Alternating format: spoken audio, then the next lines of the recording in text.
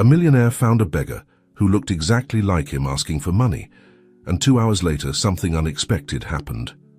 The roar of the limousine's engine faded softly as Richard Thompson, the most influential business magnate in New York City, impatiently waited for the traffic light to change to green. His fingers drummed on the leather steering wheel, his mind already on the next board meeting. At 55 years old, Richard was the very image of success. Impeccable suit, perfectly groomed salt and pepper hair, and a penetrating gaze that had closed countless million-dollar deals.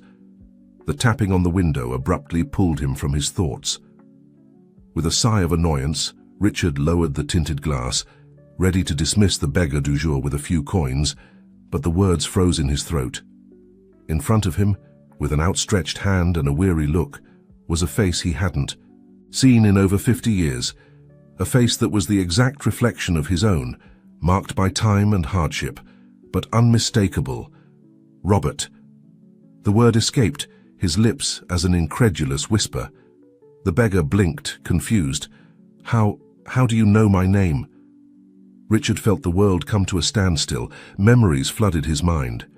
Two identical boys playing in the backyard of a modest house in the outskirts of New York City shared laughter, dreams of conquering the world together. And then, the accident. The train. The screams. The crushing certainty that his twin brother, his other half, was gone, forever. "Robert, it's me. Richard, your brother." The revelation fell like lightning between the two men. Robert took a step back, his eyes scanning the luxurious car, the expensive suit, and finally fixing on Richard's face. Understanding hit him hard, and his legs threatened to give way. "Richard, but I thought you had died in that accident all these years." The honk of a car behind the limousine broke the moment. The traffic light had changed to green, but Richard was paralyzed, unable to take his eyes off his long-lost brother. With a sudden movement, he opened the passenger door. "Get in," he ordered, his voice trembling slightly. "We have a lot to talk about." Robert hesitated for a second, but something in Richard's gaze, a mix of shock and longing, convinced him. With awkward movements, he climbed into the luxurious vehicle, closing the door behind him. The limousine pulled away from the traffic light, leaving behind a line of annoyed cars and confused drivers. Inside, the silence was heavy, laden with unanswered questions and emotions held back for decades. Richard drove aimlessly, his mind a whirlwind of thoughts. How was it possible that Robert was alive? What had happened after the accident? Why had he never tried to contact the family? And above all, how had they ended up with such diametrically opposed lives? Robert, for his part, observed with amazement the interior of the limousine, a world so far removed from the streets that had been his home for years. His calloused hands, stained by years of hard work and survival, contrasted sharply with the soft leather of the seats. Finally, Richard broke the silence. "We thought you had died in that train accident, Mum and Dad. They never fully recovered." Robert closed his eyes, the pain evident on his face. I woke up in a hospital. I couldn't remember anything. My name, my family, everything had been erased. They told me I had been found wandering near the tracks, injured and confused." Richard gripped the steering wheel tightly. "And after that? What happened to you all these years?" "I survived," Robert replied simply. "The streets became my home. I learned to get by, to defend myself, and over time to help others who were in my same situation." The contrast between their lives couldn't be more stark. Richard, the business magnate, owner of an empire built with determination and sometimes with questionable decisions. Robert, the silent leader of New York City's forgotten, a man who had found purpose in adversity. "We need to talk," said Richard, making a sudden decision. "There's so much to explain, so much to catch up on. Let's go to my house." Robert nodded silently, overwhelmed by the emotions and memories that were beginning to surface. As the limousine headed towards the most exclusive neighborhood in New York City, the Thompson brothers prepared to face a past they thought was lost and a future they never imagined. They would share what neither of them knew was that, at that very moment miles away, a third man was looking at an old photograph of two identical boys smiling at the camera. Alexander Rodriguez, the third Thompson brother, sketched a cold smile as he traced a plan that would change everyone's fate. The unexpected reunion at that traffic light was not just the beginning of a long-postponed family reunion, it was the first move in a game of power, ambition, and redemption that would shake the foundations of New York City and test the deepest bonds of blood and heart. Richard Thompson's mansion stood imposingly in the heart of the Upper East Side, a testament in marble and glass to the success he had forged over the years. For Robert, crossing the threshold of that house was like entering a completely alien world, a cruel reminder of how different their lives had been. Richard guided his brother to a spacious study where a bottle of aged whiskey and 2 crystal glasses awaited them. The silence between them was heavy, laden with unasked questions and contained emotions. "Please sit down," said Richard, pointing to a leather armchair. Robert obeyed, uncomfortable, his worn clothes contrasting sharply with the luxury surrounding him. Richard poured 2 generous measures of whiskey and handed a glass to Robert. "To the reunion," he toasted, his trembling voice betraying the apparent calm of his face. Robert nodded and took a sip, the burn of the alcohol awakening distant memories of a shared childhood. How did you get to all this, Richard?" he finally asked, making a gesture that encompassed the opulence surrounding them. Richard sighed, sinking into his own armchair.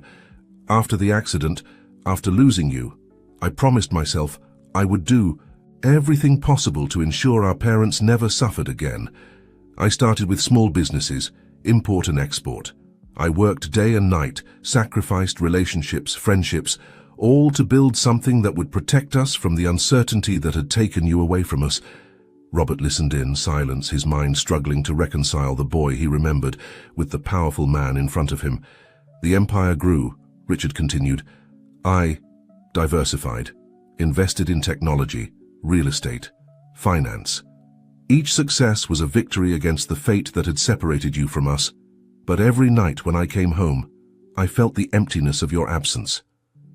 "And you, Robert, what happened to you after the accident?" Robert took another sip of whiskey, grateful for the warmth spreading through his body. "As I told you, I woke up with no memory.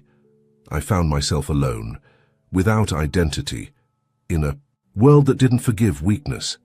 The streets of New York City became my home and my school." His gaze was lost in the distance, reliving years of struggles and discoveries. "I learned to survive, but I also discovered that there were others like me, forgotten people, marginalized over time. I became a kind of leader for them. We organized protests, created support networks. We didn't have much, but we had each other." Richard listened, fascinated and horrified in equal parts. The idea of his twin brother living on the streets, fighting day by day to survive, was like a stab in the heart. "Robert, I'm so sorry. If we had searched more."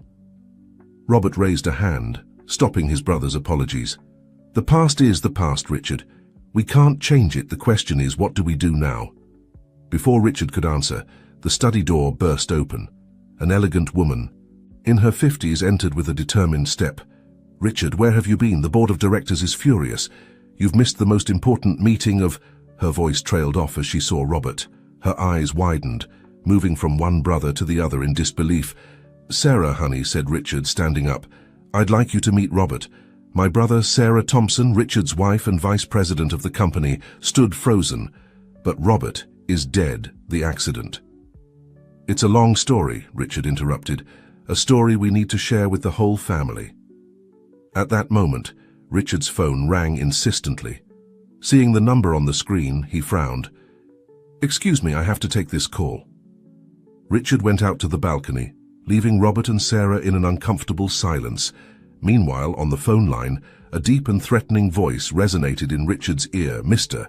Thompson, I hope you're prepared for the storm that's coming.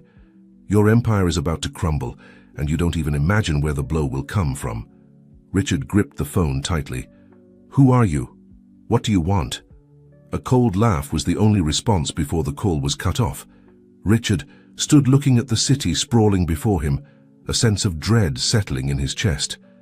The reunion with Robert, which should have been a moment of joy, was now overshadowed by an unknown threat. Inside the study, Robert observed Sarah with curiosity. "So you're my brother's wife?" Sarah nodded, regaining her composure. "And his business partner, Robert. I can't imagine what you've been through, but you must understand that the sudden appearance of a lost brother, well, it's complicated." "Complicated," repeated Robert, a note of bitterness in his voice. "I suppose you're referring to the legal and financial implications of my existence."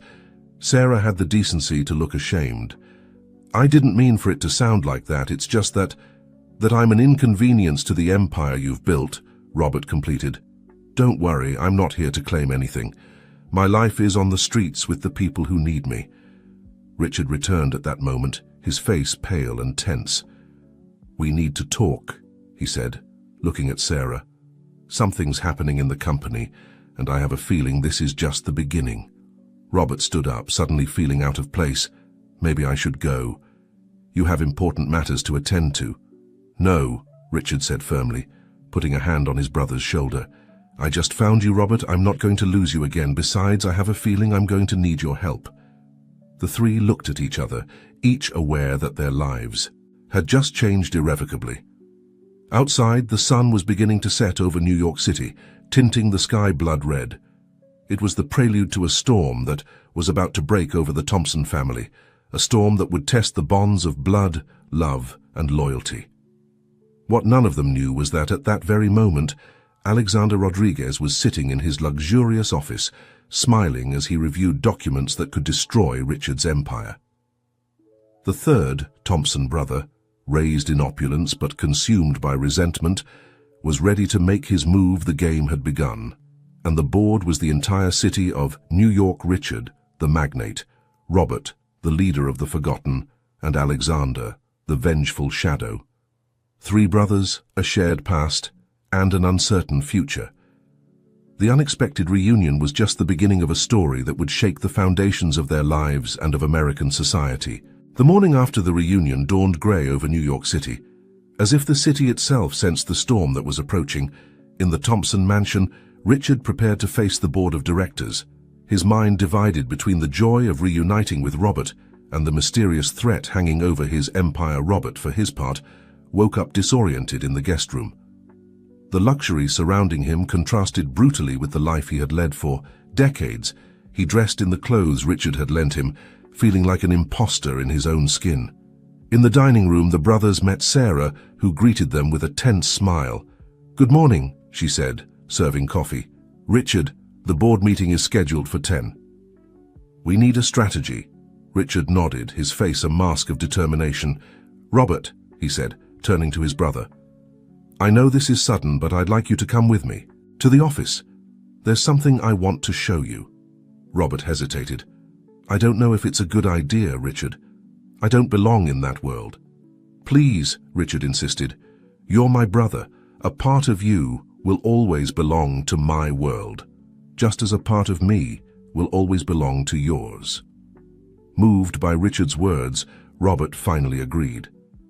Meanwhile, in another part of the city, Alexander Rodriguez was preparing to deliver the first blow in his elaborate plan for revenge.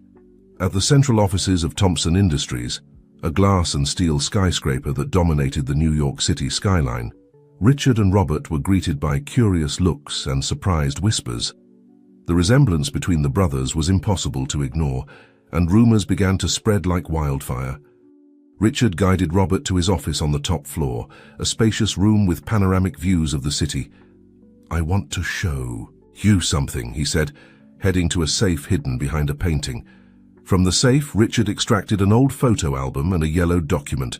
"This is all I have left of our childhood," he explained, opening the album. "And this is our birth certificate. We're triplets, Robert." Robert felt the ground move beneath his feet. "Triplets? But how?" "Alexander," Richard murmured, pointing to a photo where three identical boys smiled at the camera. "Our third brother. He disappeared the same night as the accident. We never knew what became of him." Before Robert could process this new information, the office door burst open. Sarah entered, her face pale. "Richard, you need to see this." She turned on the office TV, tuning to a news channel on the screen. A man with a familiar face to the Thompson brothers was giving a press conference. "My name is Alexander Rodriguez," the man announced, his voice firm and determined. "Although perhaps I should say Alexander Thompson, I am the lost brother of Richard Thompson, the CEO of Thompson Industries, and I'm here to claim what rightfully belongs to me." Richard and Robert watched, stunned, as Alexander detailed a story of abandonment and betrayal, accusing Richard of deliberately leaving him behind to keep the entire family empire for himself. "This is a disaster," Sarah muttered. "The board of directors is in panic. Shareholders are demanding answers." Richard collapsed into his chair, overwhelmed. "I don't understand. How is this possible? We thought he had died in the accident, just like Robert. Robert, who had remained silent until that moment, stepped forward. "Richard, I need you to tell me everything, every detail of that night, of what happened afterwards. If we're going to face this, we need the whole truth." Richard nodded, his face a mix of determination and fear. "You're right, but first we have to deal with the board of directors. Robert, I know it's asking a lot, but would you accompany me? Your presence might help calm the waters." Robert hesitated for a moment, aware that he was about to immerse himself in a world he had always rejected, but looking into his brother's eyes, he saw something he hadn't seen in decades: family. "I'm with you, brother," he finally said. As Richard and Robert prepared to face the board of directors, Alexander watched the broadcast of his own press conference from a luxurious penthouse. By his side, a figure in the shadows smiled with satisfaction. "Phase 1 completed," said Alexander, raising a glass of champagne. "Soon everything Richard built will be ours." The figure in the shadows nodded. "Remember, our deal, Alexander. I help you destroy Richard and you give me control of operations in the south." Alexander smiled, a cold and calculating smile. "Of course, my dear partner. After all, business is business." The woman stepped out of the shadows, revealing a beautiful and cunning face. It was Emily Foster, Richard's ex-fiancée, and now one of the most ruthless businesswomen in America. "Let the game begin," she said, clinking her glass with Alexander's back at the offices of Thompson Industries. Richard and Robert were preparing to enter the boardroom. Before opening the door, Richard paused and looked at his brother. "Whatever happens in there, Robert, I want you to know one thing. I'm happy to have found you, and together we'll face whatever comes." Robert nodded, feeling a mix of nervousness and determination. "Together," he repeated. The door opened, and the Thompson brothers entered to face their destiny, not knowing that each step brought them closer to a truth that would change their lives forever. The boardroom of Thompson Industries was a silent battlefield when Richard and Robert entered. The board members, men and women in impeccable suits and sharp gazes, observed the identical brothers with a mixture of amazement and suspicion. Richard took his place at the head of the table, Robert standing by his side, an uncomfortable but firm presence. "Ladies and gentlemen," Richard began, his voice calm despite the inner storm, "I know you have questions. I'm here to answer them." For the next hour, Richard narrated the story of the accident, the supposed death of his brothers, and the recent discovery that both were alive. Robert observed in silence, amazed by his brother's ability to handle pressure. "And what about Alexander's accusations?" asked one of the directors, his voice laden with skepticism.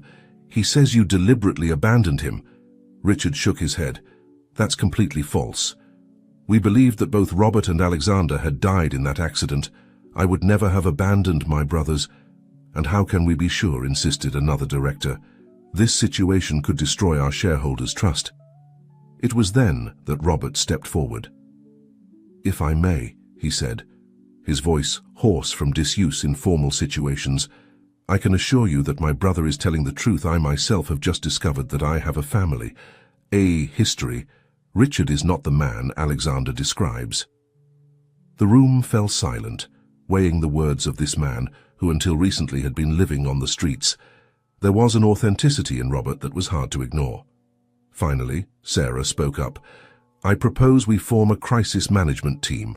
We need to control the narrative and protect the company's image while we resolve this family situation." The board agreed to Sarah's proposal, and Richard felt a small relief. At least they had gained some time. Meanwhile, on the other side of the city, Alexander and Emily were celebrating the chaos they had unleashed. Did you see their faces? Alexander laughed, pouring himself another glass of champagne. Richard must be desperate. Emily smiled, but her eyes remained cold and calculating. Don't get overconfident, Alexander. Richard hasn't gotten where he is by being a fool. He'll have a plan. That's why I have you, darling, Alexander replied, moving closer to her. Your inside knowledge of the company is our secret weapon.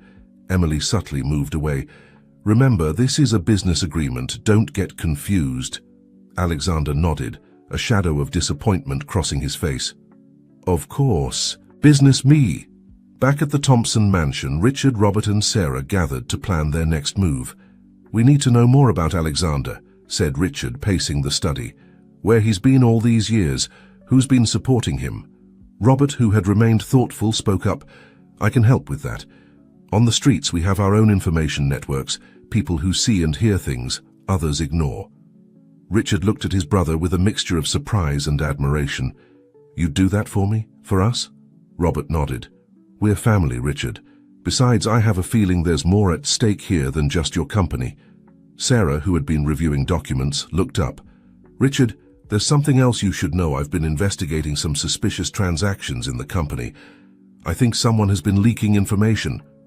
A mole? Asked Richard, frowning. It's possible, Sarah replied. And if so, it could be connected to Alexander. Richard collapsed into his armchair, the weight of the situation falling on his shoulders. We're under attack from all fronts. It was then that Robert had an idea. Richard, do you trust me? With my life, Richard responded without hesitation. Then I have a plan, said Robert, a spark of determination in his eyes. But it's going to require us to step out of our comfort zone, both of us. As Robert explained his plan, a mixture of hope and apprehension settled in Richard's heart. It was risky, no doubt, but it could be their best chance. Let's do it, Richard finally said. That night, as the city slept, two figures quietly left the Thompson mansion. Richard, dressed in simple, worn clothes, followed Robert towards the poorest neighborhoods of New York City.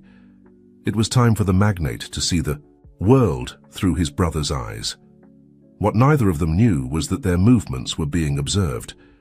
In the shadows, a solitary figure took photos, a smile of triumph on their face. Alexander's plan was about to take an unexpected turn. Meanwhile, in an elegant downtown bar, Emily Foster met with a nervous-looking man. Do you have what I asked for? She asked, her voice soft but threatening. The man, who turned out to be one of the directors of Thompson Industries, nodded tremblingly as he handed her an envelope. This will destroy Richard, he muttered, but if he finds out it was me. Emily smiled, taking the envelope. Don't worry, dear, your secret is safe with me. As the night progressed, the fates of the Thompson brothers became increasingly intertwined, weaving a web of secrets, betrayals, and redemptions that would shake the foundations of New York City. The truth was out there, waiting to be discovered, but the path to it would be full of dangers and surprises. On the city streets, Richard was about to discover a world he had always ignored, a world that Robert knew all too well. And in that world, the rules of the game were very different from those of boardrooms and glass skyscrapers. The night was young, and the adventure had only just begun. The streets of New York City took on a different life. At night, Richard, accustomed to seeing the city from the comfort of his limousine or the heights of his penthouse, found himself immersed in a world that had always existed parallel to his own, but which he had never truly noticed. Robert guided his brother through narrow alleys and hidden squares, greeting with familiarity figures that emerged from the shadows. Men and women of all ages, with faces marked by hard lives, looked curiously at the twins. Welcome to my world, brother, said Robert as they stopped in a small square surrounded by decrepit buildings. A group of people had gathered around an improvised fire, sharing a pot of stew. Richard watched, fascinated and moved. Robert, how have you lived like this all these years? Robert smiled, a smile that mixed pride and sadness. It hasn't been easy, but here I've found a community, Richard people who take care of each other, who share the little they have. They approached the group around the fire. An older woman with a wrinkled face but kind eyes stood up to greet them. "Robert, my dear," she said, hugging him. "Who's your friend?" "Mrs. Johnson," Robert replied affectionately. "This is my brother, Richard." A murmur of surprise ran through the group. Everyone there knew Robert's story, the leader without a past who had united and protected them for years. Sit down, Mrs. Johnson insisted.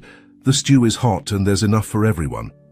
Richard soon found himself with a steaming bowl in his hands, surrounded by curious but welcoming faces. As he ate, he listened to these people's stories. Former laid-off workers, immigrants in search of a better life, young people who had fled abusive homes. Each story was a blow to his conscience, a reminder of the inequality that existed in the city he helped run from his glass towers. "Robert," said a young man no more than 20 years old, "is it true what they're saying, that your brother is the owner of Thompson Industries?" Robert looked at Richard, leaving him the decision of how to respond. Richard took a deep breath. "Yes, it's true, I'm Richard Thompson." The silence that followed was tense. Some looked at Richard with suspicion, others with curiosity. "And what's the great Richard Thompson doing in our humble corner?" asked a woman, her tone challenging. Richard felt the weight of all the gazes on him. "I'm here to learn," he finally said, "to see the city through my brother's eyes, and maybe find a way to do things differently." Robert put a hand on his brother's shoulder. "Richard is facing his own challenges. There are forces that want to destroy what he's built, and we need your help." Gradually, Richard began to explain the situation with Alexander, the threat hanging over the company, and how it could affect thousands of workers and their families. "Why should we help you?" asked the young man from before. "Your company has closed factories, left people on the street." Richard lowered his head, ashamed. "You're right, I've made mistakes, made decisions, thinking only about the numbers and not about the people. But I want to change, that if I manage to maintain control of the company, I promise things will be different." Mrs. Johnson, who had been listening in silence, spoke. "Robert has been our protector for years. If he trusts you, we will too. What do you need?" Robert smiled, grateful. "We need information, eyes and ears all over the city. Alexander must be getting support from somewhere, and we need to know from whom and how." The group nodded, understanding the task.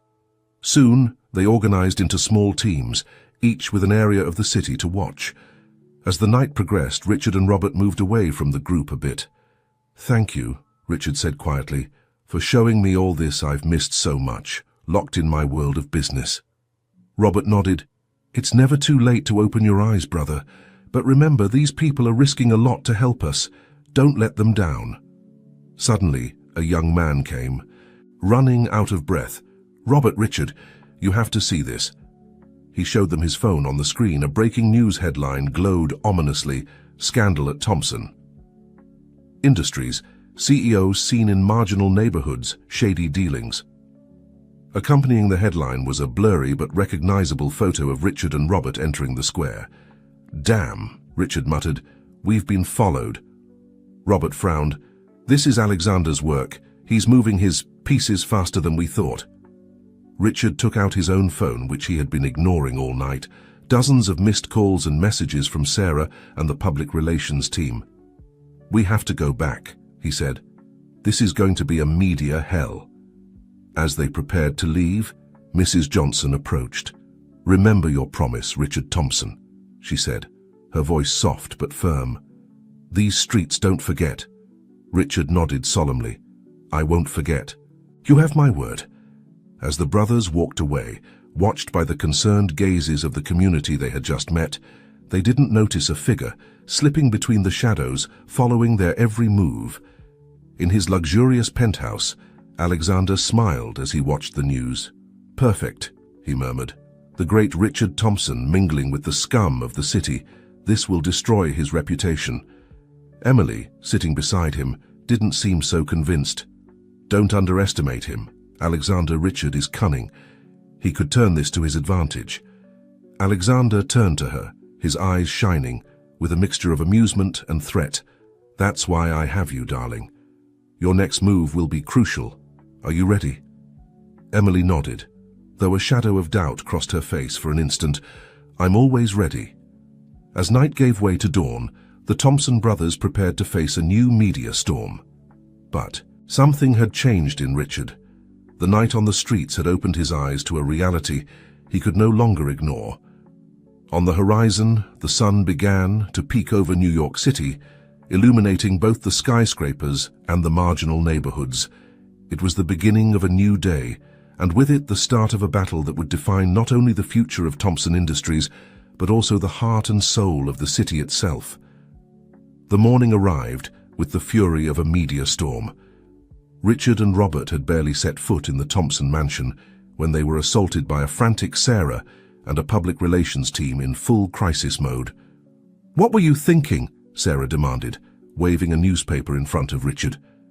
The headline screamed, "The King of Business and the King of the Streets, the Thompson brothers together in the slums." Richard, exhausted but with a new determination in his eyes, took the newspaper. "I was thinking about seeing the truth for the first time in decades, Sarah." Robert observed the scene in silence, uncomfortable in the luxury of the mansion after the night on the streets. He felt like he was in two worlds at once, divided between the life he knew and the one he could have had. "We need a press conference," declared one of the advisors. "Control the narrative before Alexander distorts it even more." Richard nodded, but his mind was elsewhere.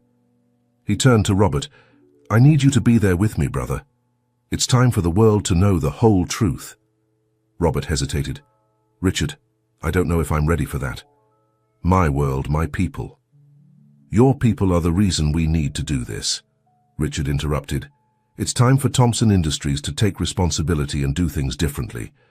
While the public relations team frantically prepared for the press conference in another part of the city, Alexander received an unexpected visit.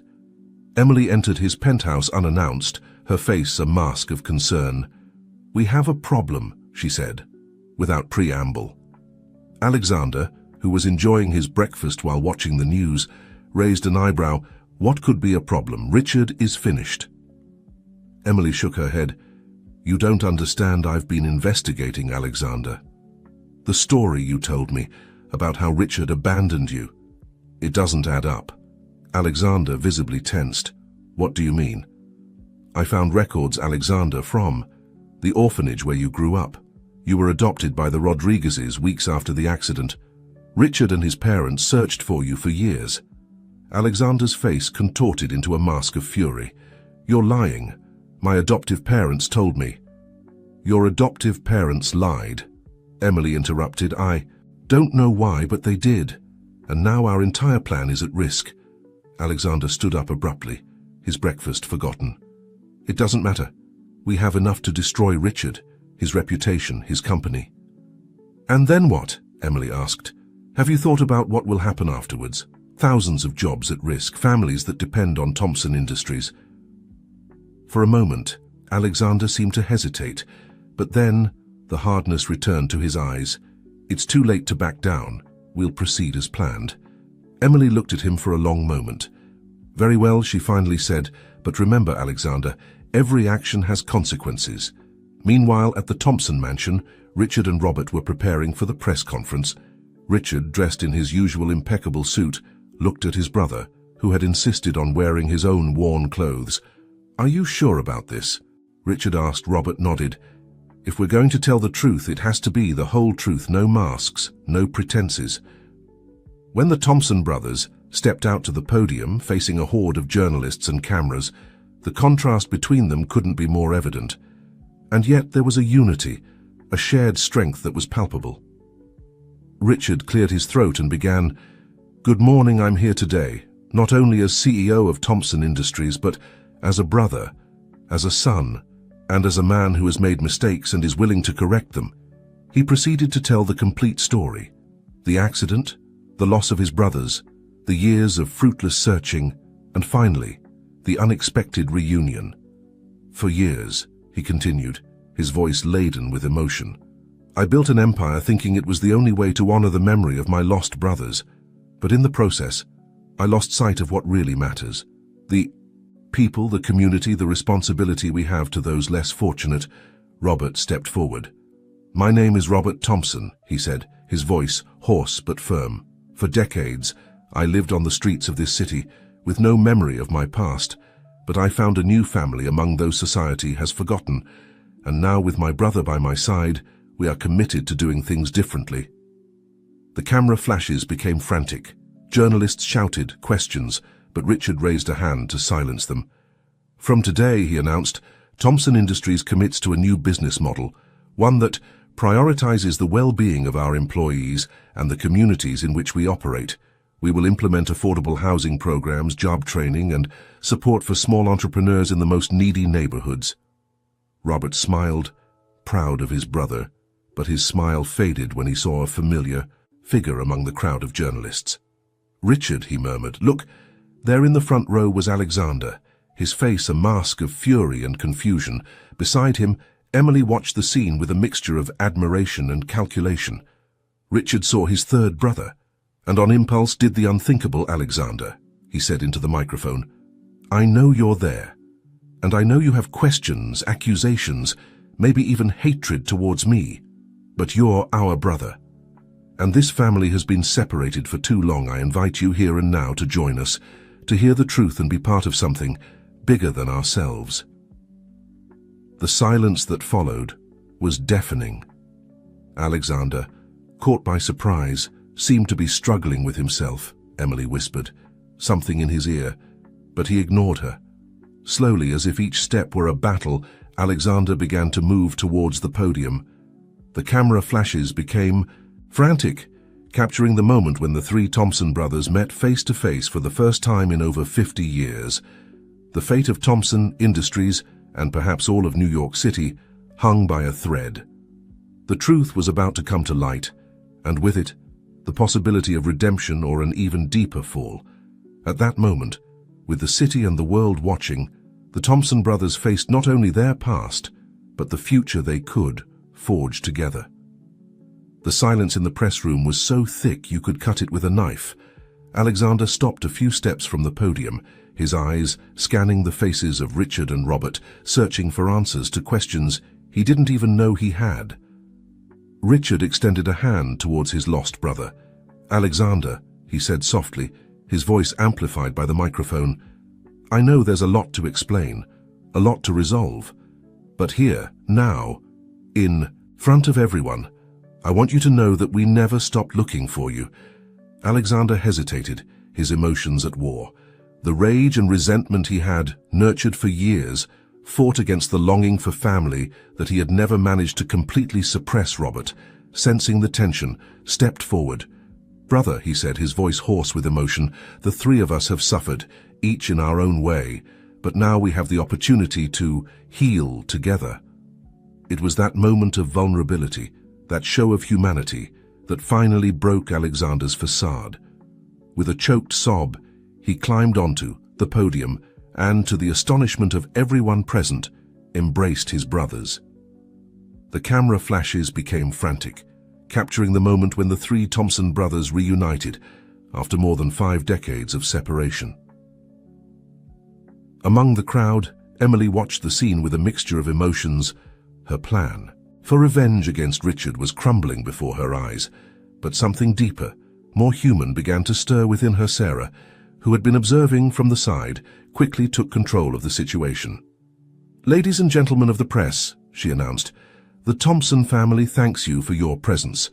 We will be issuing an official statement in the coming hours. For now, we ask for respect and privacy for this family moment."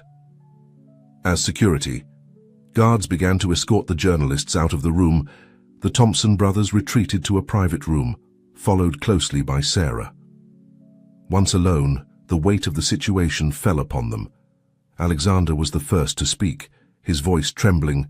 "All this time I believed you had abandoned me. My adoptive parents told me that no one had looked for me, that my biological family didn't want me." Richard shook his head, tears in his eyes. "Alexander, we searched for you for years. We hired private investigators, put ads in the newspapers. Mom and Dad never lost hope." Robert, who had remained silent, finally spoke.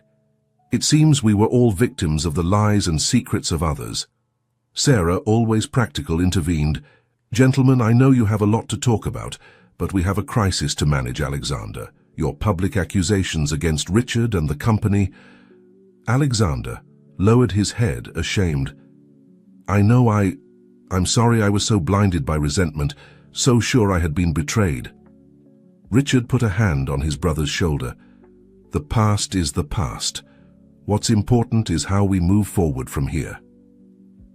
At that moment, Alexander's phone rang. It was Emily.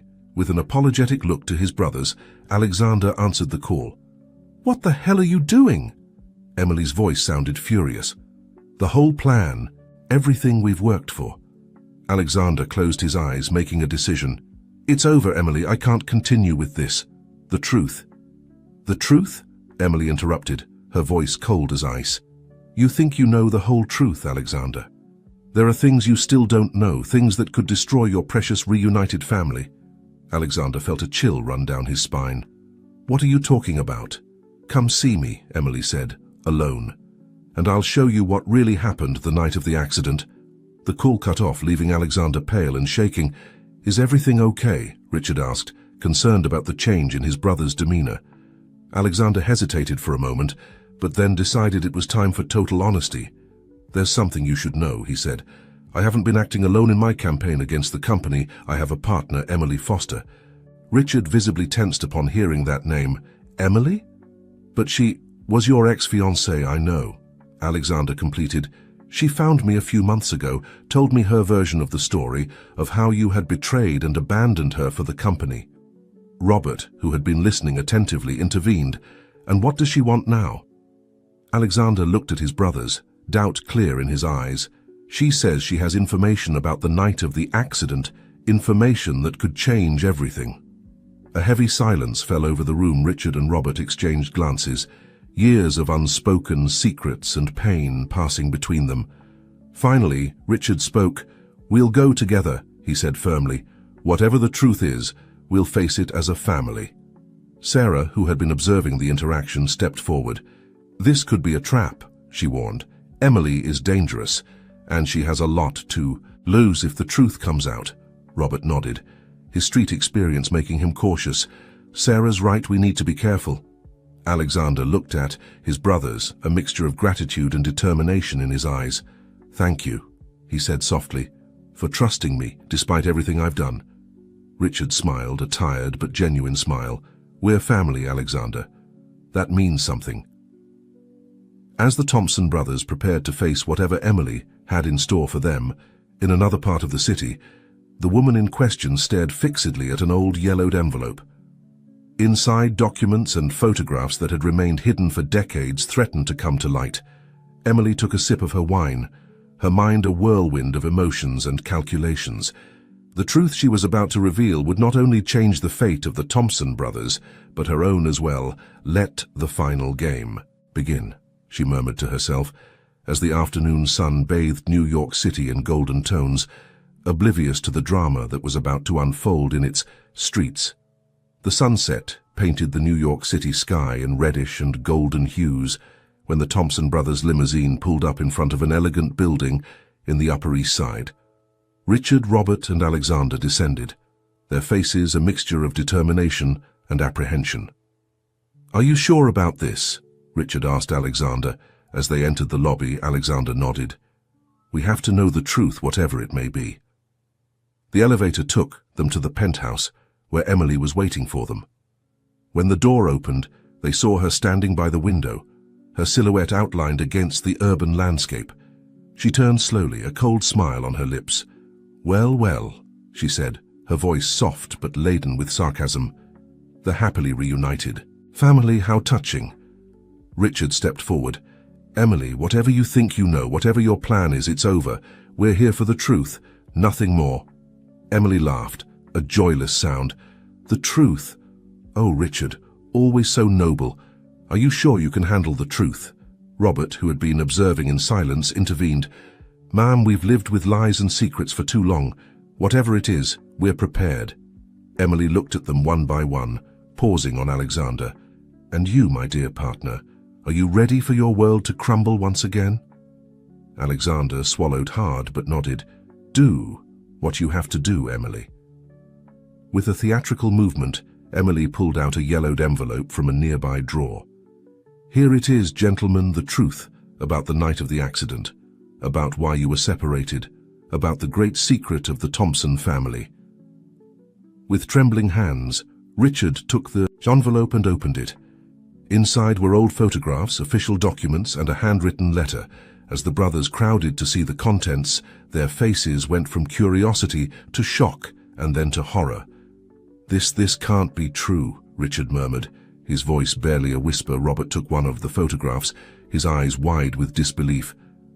But if this is true, it means that Alexander completed the sentence, his voice broken with emotion, that our parents were responsible for the accident. Emily watched with a mixture of satisfaction and something deeper, almost like remorse. Oh, it's true. Your dear father, in a desperate attempt to save the family business from bankruptcy, orchestrated the train accident. The idea was to collect the life insurance of one of you, but things got out of control. Richard collapsed into a nearby armchair, overwhelmed. How did you obtain this information?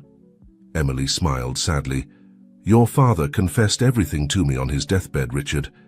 It was his last act of cowardice, passing on to me the burden of this secret. Robert, always the most pragmatic, looked at Emily with suspicion. And why reveal it now? What do you gain from this? Justice, Emily replied simply, or revenge. Sometimes it's hard to distinguish between the two. Alexander, who had remained silent, processing the information, finally spoke. All this time I blamed Richard, the family, when in reality, we were all victims, Richard completed, his voice laden with pain and resignation. The silence that followed was heavy, laden with unspoken emotions and altered realities. The Thompson brothers looked at each other, now united not only by blood, but by a shared past of betrayal and loss. Emily watched them, an indescribable emotion in her eyes. And now what, gentlemen? What will you do with this truth? Richard slowly stood up, his face a mask of determination. What we should have done 50 years ago, face it together. Robert nodded, putting a hand on his brother's shoulder. As a family, Alexander, after a moment of doubt, joined them. No more secrets, no more lies. Emily watched them, a mixture of admiration and envy on her face. Well, it seems I underestimated the power of family ties. Richard turned to her. Emily, I understand your pain, your desire for justice, but this truth doesn't just affect us. Thousands of employees, their families, depend on Thompson Industries. If this comes to light, Emily smiled. But this time the smile didn't reach her eyes. Ah, Richard, always thinking of the greater good, what makes you think you have a choice? At that moment, the sound of sirens filled the air. Police lights illuminated the windows of the penthouse. Robert tensed, years of street instinct putting him on alert. What have you done? Emily shrugged with feigned innocence. Let's say I may have leaked certain information to the authorities. After all, a crime is a crime, no matter how much time has passed. The Thompson brothers looked at each other, the realization hitting them like a sledgehammer. Their reunion, their newly discovered family unity, was about to be put to the test in the most brutal way possible. As the sirens approached and police lights bathed the room in blue and red flashes, the three brothers found themselves at a crossroads. The truth they had sought for so long now threatened to destroy everything they had built. Richard, always the leader, made a decision at that moment. Whatever happens, he said, looking at his brothers, we'll face it together as it should have been from the beginning. Robert and Alexander nodded, a new determination shining in their eyes. Emily, observing the scene, felt a pang of something she couldn't identify. Remorse, longing. Whatever it was too late to turn back now. The sound of footsteps approaching down the hallway announced the imminent arrival of the police. The Thompson brothers prepared to face their fate, united at last, after decades of separation and lies. The penthouse door burst open, and the fate of the Thompson family, of Thompson Industries, and perhaps of all of New York City, was about to change forever. The days that followed the revelation in Emily's penthouse were a whirlwind of interrogations, sensationalist headlines, and rampant speculation. The Thompson brothers, united for the first time in decades, found themselves in the eye of a media and legal storm that threatened to destroy everything they knew. The New York County Courthouse became the stage for a drama that captured the attention of the entire nation. Richard, Robert, and Alexander, dressed in somber suits, walked together through the marble hallways, flanked by an army of lawyers and pursued by a cloud of journalists hungry for the latest scoop. "Mr. Thompson, is it true that your father orchestrated the accident?" shouted one reporter. "How will this affect Thompson Industries?" asked another. "Do you plan to turn yourselves in to the authorities?" insisted a third. Richard, accustomed to dealing with the press, maintained his composure. "No comment for now. We trust in the judicial system and will fully cooperate with the investigation." Robert, less used to the spotlight, stayed close to his brothers, his presence silent, but firm. Alexander, for his part, seemed to be struggling internally. The guilt for his role in exposing the family secret clearly visible on his face. In the courtroom, Judge Martinez, a stern-looking man with decades of experience, presided over the case. The prosecution, represented by the ambitious district attorney Valerie Ortiz, presented their case with fervor. "Your Honor," Ortiz began, her voice resonating in the room, "what we have here is a crime that has gone unpunished for over 50 years. An act of criminal negligence that not only cost innocent lives, but separated a family and built a business empire on foundations of deception and tragedy." The defense attorney, the renowned Dr. Johnson, counterattacked with equal passion. "The prosecution conveniently forgets that the true perpetrators of this alleged crime are no longer among us to face justice. My clients, the Thompson brothers, were children at the time of the accident, victims, not perpetrators. As the trial progressed, witnesses came and went, former employees of the railroad company, investigators who had worked on the original case, even Emily Foster, whose testimony was as dramatic as it was revealing. "Yes, it's true," Emily declared from the stand, her voice trembling slightly. "Richard Thompson Sr. confessed everything to me on his deathbed. The guilt was consuming him, and he believed that by sharing the truth with me he would somehow redeem himself." The audience in the courtroom collectively gasped. Richard closed his eyes, the weight of his father's actions falling heavily on his shoulders. Robert squeezed his brother's hand in support, while Alexander stared straight ahead, his face a mask of contained emotions. Outside the courthouse, the city of New York seemed divided. Protesters gathered daily, some demanding justice and the dismantling of Thompson Industries, others defending the company's legacy and the jobs it provided to thousands of families. In the streets where Robert had lived for decades, people gathered in vigils praying for the man who had protected and guided them for so long. In the hallways of Thompson Industries, nervous employees whispered about their future, fearing that the empire would crumble and take their jobs with it. As the trial neared its conclusion, the time came for the Thompson brothers to testify. Richard was the first to take the stand.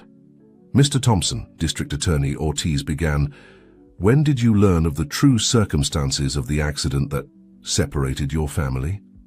Richard took a deep breath before responding, "I found out the same night as my brothers, when Emily Foster revealed the truth to us. Until that moment, I genuinely believed it had been a tragic accident." "And how did you feel when you discovered that the empire you had built was based on a lie?" Ortiz pressed. Richard looked directly at his brothers before answering. "I felt horror, shame, a deep sadness, but I also felt determination.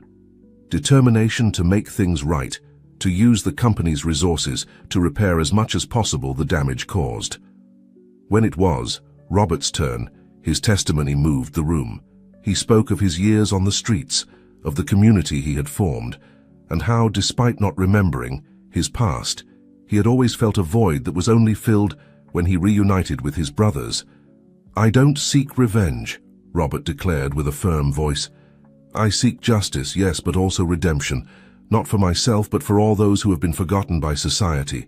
Alexander was the last to testify. His voice trembled at first, but gained strength as he spoke. I spent years blaming Richard, my biological family, for abandoning me. I allowed that anger to consume me and lead me to make decisions I'm not proud of. But now I see that we were all victims of circumstances that were beyond our control. At the end of his testimony, Alexander looked directly at the judge. I don't ask for clemency for myself, Your Honor. I accept any punishment the court deems appropriate for my actions, but I beg you to consider the greater good. Thompson Industries, under Richard's leadership, has the potential to do much good, to repair the damage caused. When Judge Martinez retired to deliberate, the tension in the room was palpable. The Thompson brothers, seated together, awaited their fate. Richard took the hands of Robert and Alexander. "Whatever happens," he said, quietly, "we'll face what comes as a family." Robert nodded solemnly. "Together." Alexander, with tears in his eyes, squeezed his brother's hands. "Together."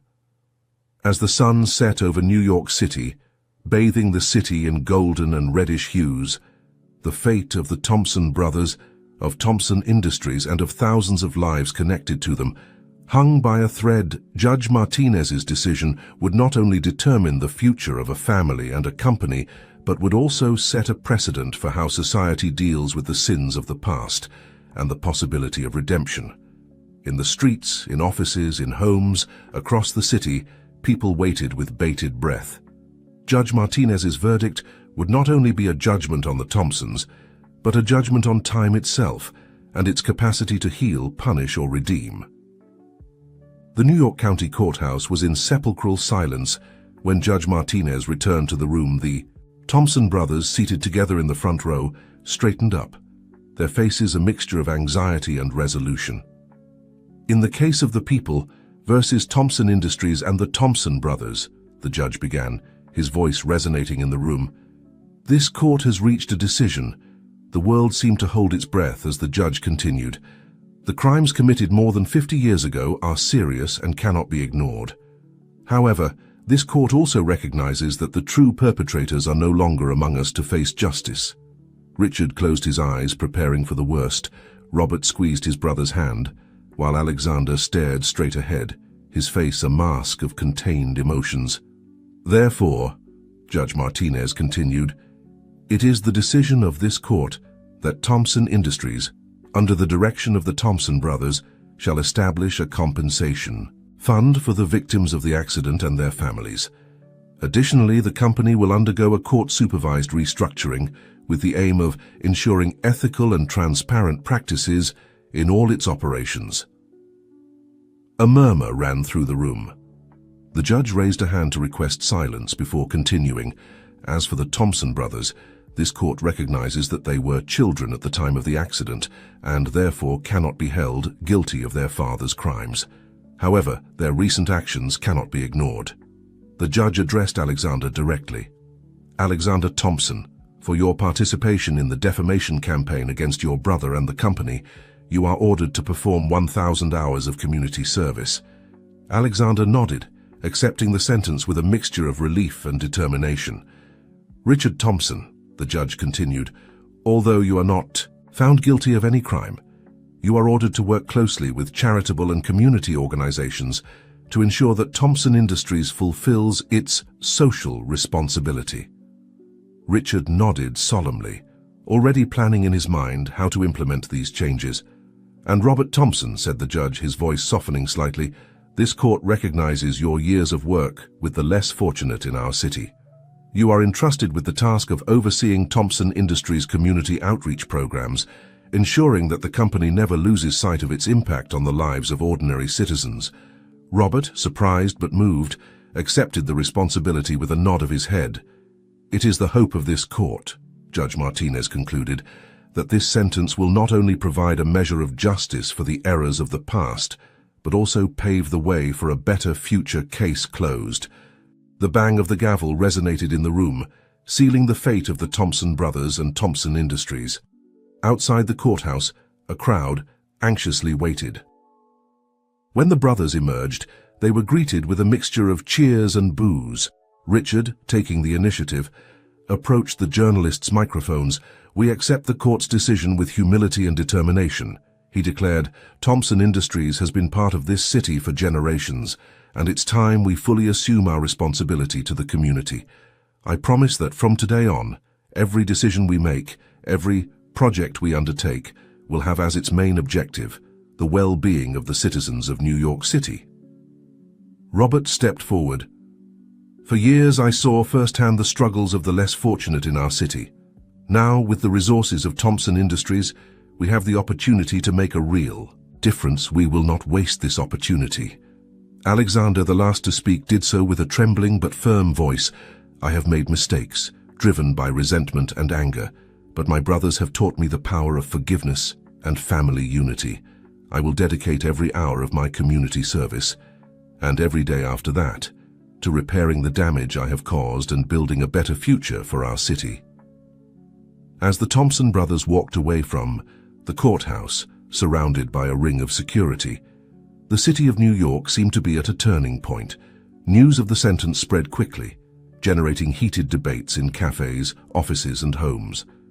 In the days and weeks that followed, Thompson Industries began its transformation. Under Richard's direction, with Robert's advice on social issues and Alexander's renewed energy, the company began to implement significant changes. The compensation fund for the victims of the accident was quickly established, providing financial and emotional support to families who had suffered in silence for decades. Robert oversaw the creation of affordable housing programs and job training in the city's most needy neighborhoods. Alexander, fulfilling his community service, became a familiar face in soup kitchens and community centers. The transformation wasn't easy. There was resistance within the company, shareholders concerned about the costs of these new programs, and skeptics who doubted the sincerity of the changes. But little by little, the determination of the Thompson brothers began to bear fruit. 6 months after the trial, on a sunny spring afternoon, the three brothers met on the rooftop of Thompson Industries' main building. From there, they had a panoramic view of the city they had sworn to serve and improve. Richard, with a few more gray hairs but with a new light in his eyes, raised a glass to family, he said, and to second chances. Robert, dressed in a suit that still felt strange to him but which he wore with dignity, smiled, "To community, and to never forgetting where we come from." Alexander, with the humility and wisdom that only come from facing one's own mistakes, added, "To the future, and to the opportunity to do things right." As the sun set over New York City, bathing the city in golden tones, the Thompson brothers contemplated the horizon. The past, with all its secrets and pains, was behind them. The future, full of challenges but also of hope, stretched out before them. And at that moment, united by blood, ties strengthened by forgiveness and understanding, the three knew that whatever happened, they would face tomorrow together as a family. As it should have always been, a year had passed since the trial that shook the foundations of Thompson Industries and forever changed the destiny of the brothers. New York City, a city accustomed to ups and downs, watched with caution but growing optimism the transformation of one of its most emblematic companies. On a cool autumn morning, Richard Thompson found himself at the inauguration of the first phase of the affordable housing project in Brooklyn, one of the city's most needy neighborhoods. At his side, Robert oversaw the final details, his street experience proving invaluable in the planning and execution of the project. "I never thought I'd see something like this," Robert murmured, watching as excited families received the keys to their new homes. "I spent so many years fighting for crumbs, and now—" Richard put a hand on his brother's shoulder. "This is just the beginning, Robert. Your vision, your knowledge of people's true needs is what makes all this possible." As they cut the inaugural ribbon, a familiar figure approached from the crowd. It was Mrs. Johnson, the woman who had taken Robert in during his toughest years on the streets. "My boys," she said, hugging both brothers with tears in her eyes, "look at what you've accomplished. You're changing lives." Robert, moved, formally introduced Mrs. Johnson to Richard. "She was my family when I had no one else," he explained. "Without her, I wouldn't be here today." Richard, understanding the weight of those words, took Mrs. Johnson's hands. Thank you for taking care of my brother when I couldn't. You'll always have a special place in our family." In another part of the city, Alexander Thompson was completing his last hours of community service at a rehabilitation center for addicts. What had begun as an obligation had become a passion. Alexander discovered that helping others overcome their demons was helping him face his own. "Remember," he said to a group of young people in recovery, "every day is an opportunity to rewrite our story." Believe me, I know from experience. After the session, Alexander received a call from Richard. "How's everything going, brother?" Richard asked. "Better than I ever imagined." Alexander replied, "I think I've found my calling. I'm thinking of establishing a foundation to expand these rehabilitation programs." "You have our full support," Richard affirmed. "In fact, I have a proposal for you. How would you like to lead the new social responsibility division of Thompson Industries?" Alexander was speechless for a moment. "Richard, I don't know what to say. After everything I did." "The past is past, Alexander." Richard interrupted. "You've proven your worth and your commitment. It's time for you to come home to the company, but this time doing what truly passionate you." That night, the three brothers gathered for dinner at the Thompson mansion, something that had become a weekly tradition. Sarah, who had been instrumental in restructuring the company, joined them. "I have news," Richard announced once everyone was seated. "Thompson Industries shares have reached their highest point in years. Investors are impressed with our new direction and the results we're achieving." Robert raised his glass. "To doing good and doing it well," he toasted. Alexander, with a smile, added, "and to the family that never gives up." Sarah, observing the brothers, couldn't help but comment, "It's incredible how things have changed in such a short time. A year ago, we were on the brink of collapse, and now we're stronger than ever," Richard completed, taking his wife's hand as they dined and shared anecdotes from their respective projects. The doorbell rang. The housekeeper entered with an envelope in hand. "Mr. Richard, this just arrived for you." The messenger said it was urgent. Richard opened the envelope curiously, and his face paled as he read the contents. "It's from Emily," he said, his voice barely a whisper. The brothers exchanged concerned looks. Emily Foster, the woman who had triggered the entire crisis, had disappeared after the trial. No one knew her whereabouts. "What does it say?" Robert asked, tensing. Richard read the letter aloud. "Dear Thompson brothers, a year has passed since our paths crossed in the most dramatic way possible. I have been observing from the shadows, seeing how you have transformed not only your company, but your lives and the lives of many in New York City. I confess that when I revealed the truth about the accident, I was driven by rancor and a desire for revenge. I never imagined that so much light could be born from that darkness. I write to you not to seek forgiveness, but to offer you one last piece of the puzzle.